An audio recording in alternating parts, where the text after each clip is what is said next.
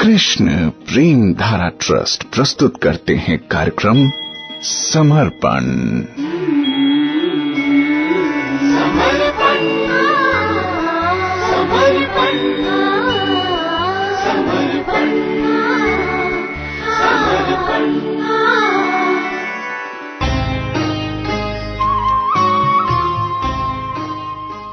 कार्यक्रम समर्पण में आपके साथ हूं मैं प्रेम धारा। नमस्कार, कैसे हैं आप? आप सुन रहे हैं भगवान ऋषभ देव द्वारा समस्त जीवात्माओं को दिए गए बड़े ही सुंदर उपदेशों पर आधारित हमारा कार्यक्रम। देखिए, यूं तो वो अपने बच्चों को उपदेश दे रहे थे, जिनमें जो भरत जी थे वो सबसे बड़े थे, और उनके समस्त बच्चे, उनके समस्त संतान जो थी वो बहुत अच्छे भक्त बने। तो वास्तव में संतान तो वही है जो अपने पिता की इस सीख को माने कि भगवान का भजन करना होगा, उसके बिना कोई चारा नहीं है ना। और ऋषभ देव जी चूंकि भगवान के ही अवतार हैं, तो समस्त जीवों के लिए उनकी चिंता बड़ी ही स्वाभाविक रही।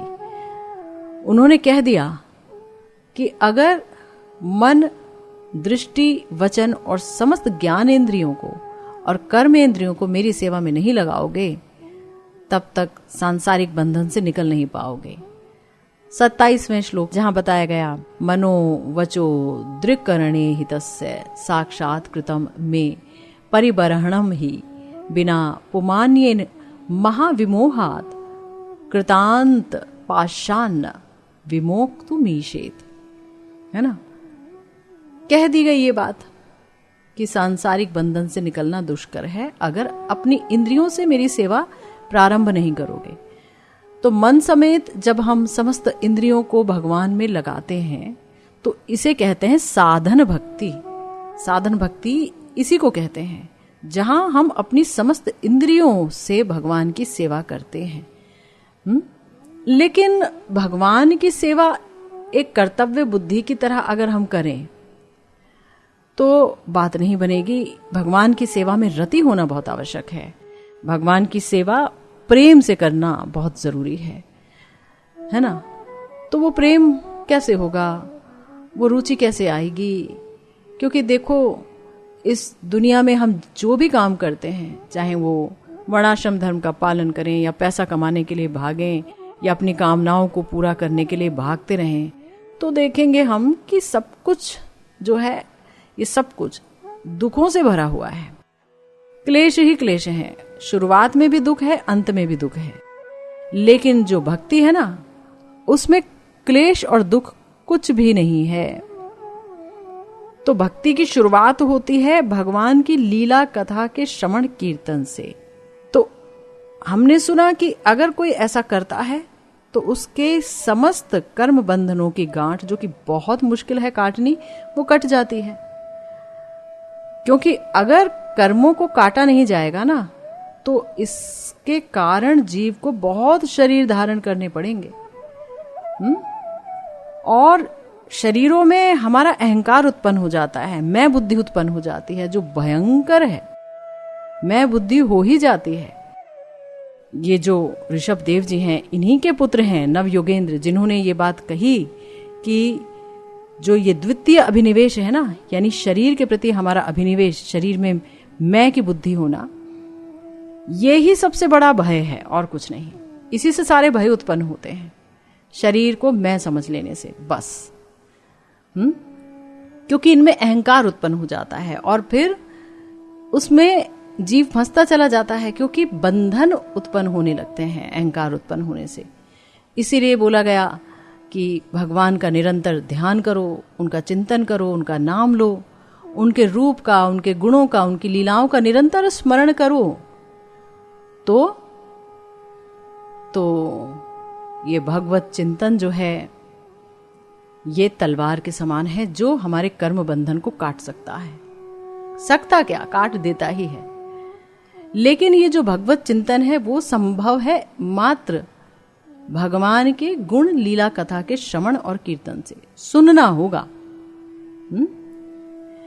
अब मान लीजिए कोई सुनना चाहता नहीं है भगवान के बारे में, रुचि है ही नहीं, लेकिन हम कह रहे हैं कि सुनो सुनो सुनो, भगवान की कथाओं को सुनो, भगवान के नामों का कीर्तन करो, भगवान की लीलाओं का कीर्तन करो।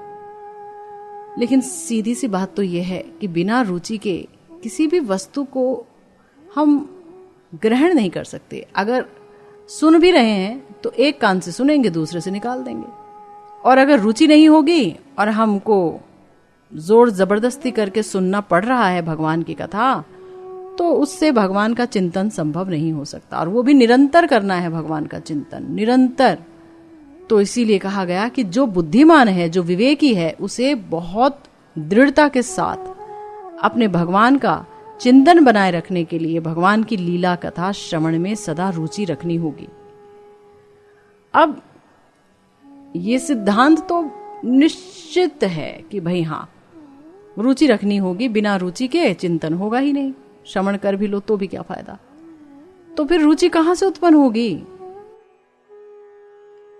देखिए, ये जो नैष्ठ की भक्ति है ना, यानी निष्ठा युक्त भक्ति, रुचि युक्त भक्ति, ये कैसे हो सकती है, ये भी हमारे शास्त्र में बताया। श्रीमद् भागवतम में कहा गया, क्या कहा? शुश्रूषो श्रद्धानस्य वासुदेव कथा रुचि ही स्यान महत सेवया विप्रहा पुण्य तीर्थ निषेवणात्।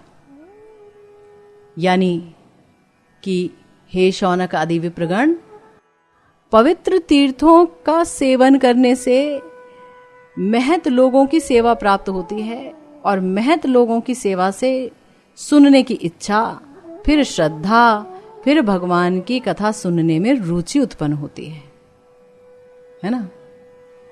देखिए, श्रीमद् भागवतम में यह भी कहा गया कि जो निरभिमानी ऋषिगण हैं, जो निरभिमानी साधु हैं, जो भगवान का भजन करना ही अपना ध्येय समझते हैं, अपना लक्ष्य समझते हैं जीवन का, तो वो परम पवित्र हैं अपने आप में, क्योंकि सदा सर्वदा भगवान में लगे रहते हैं।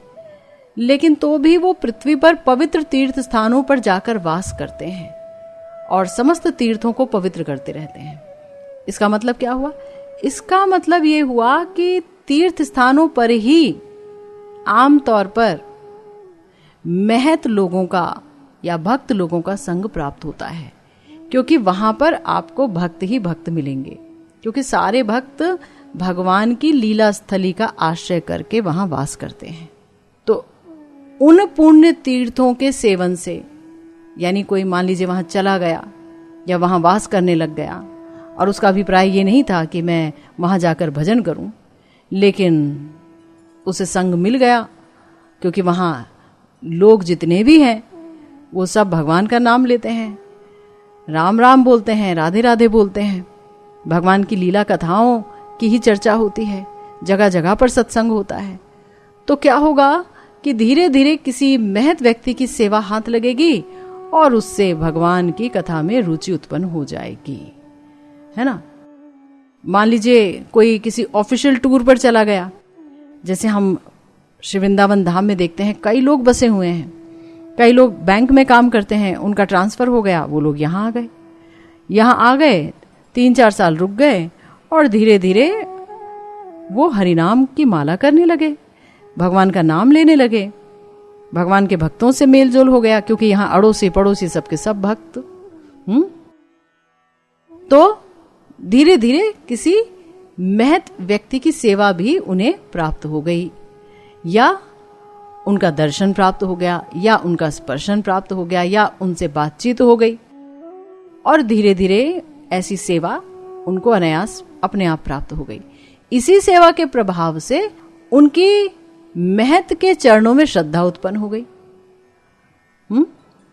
और फिर जब कुछ महत लोग, कुछ भक्त लोग आपस में मिलते हैं, तो उनके अंदर एक स्वभाव है आपस में मिलने पर कि वो भगवान की चर्चा जरूर करेंगे।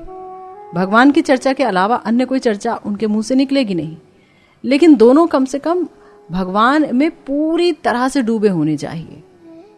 तब क्या होता है, तब जो वहां पर गया है ऐसे ही उसके मन में एक इच्छा उत्पन्न होती है, वो सोचता है कि ये लोग क्या कह रहे हैं आपस में, मैं भी सुनूं। ऐसी इच्छा उस व्यक्ति में जाग उठती है। उनके मुख से भगवान की कथा सुनने से उसके मन में कथा के प्रति रुचि आ जाती है। इस प्रकार उस महत व्यक्ति के मुख से सुनी हुई हरि कथा एकदम तुरंत ही काम करती है, यानी रुचि उत्पन्न कर देती है। और यही बात अगर आप देखें तो श्रीमद् भागवतम में कपिल देव जी ने भी अपनी मैया देवहूति जी से कही थी कि सताम प्रसंगान मम वीर संविदो रसायन कथा, जहां उन्होंने कहा था कि अगर कोई महत व्यक्ति का संग करेगा तो उस संग से मेरी महिमा को बताने वाली और जीव के हृदय और कानों को आनंद देने वाली रसायन रूपी अमृत रूपी मेरी कथा उदित हुआ करती है। यानी सत्संग का ये प्रभाव है। क्या प्रभाव है कि जो भगवान का भक्त है वो हमेशा भगवान की महिमा के बारे में बताता रहेगा और जीव का हृदय उसे सुन करके आनंदित होगा, कान भी आनंदित होंगे। क्यों आनंदित होंगे? क्योंकि जीव भगवान का अंश है। वास्तव में वो अपने अंशी को ही खोज रहा है। वास्तव में वो उसी परमानंद को खोज रहा है जो उसे भगवान के दास के रूप में उनसे जुड़ने के बाद प्राप्त होगा। जिसका वो अंश है, जब तक उसे प्राप्त नहीं कर लेता, उससे प्रेम नहीं कर लेता, तब तक उसे कभी आनंद प्राप्त नहीं होगा। वो भटकता रहेगा, वो दुखी होता रहेगा, वो जड़ वस्तुओं में आनंद ढूंढेगा और आनंद तो क्या हाथ आएगा, आनंद की जगह दुख ही दुख उसके गले पड़ जाएगा। तो इसीलिए जो भगवान के भक्त हैं ना, वो यही बताते हैं कि भाई भगवान की कथा में रुचि होनी चाहिए। देखिए, इसमें भी एक बात है। एक तो ऐसे लोग भी होते हैं जिन्होंने कि इस जीवन में कोई महत् संग नहीं किया, लेकिन जब वो भगवान की कथा सुनते हैं तो वो एकदम द्रवित हो जाते हैं। वो ऐसे लोग हैं जिनके अंदर भक्ति के प्राचीन संस्कार हैं, जिन पर पूर्व जन्म में किसी महत् व्यक्ति ने कृपा कर रखी है, तभी उनके अंदर रुचि सहज में होती है ना। ऐसा हो ही नहीं सकता कि महत् कृपा के बगैर किसी के अंदर भगवान की कथा के प्रति रुचि आ जाए। लेकिन जो मंदभागी हैं, यानी जिनको ना तो पूर्व जन्म में और ना इस जन्म में महत् व्यक्ति का संग प्राप्त हुआ है, तो भाई वो कैसे भगवान की कथा में रुचि उत्पन्न करें।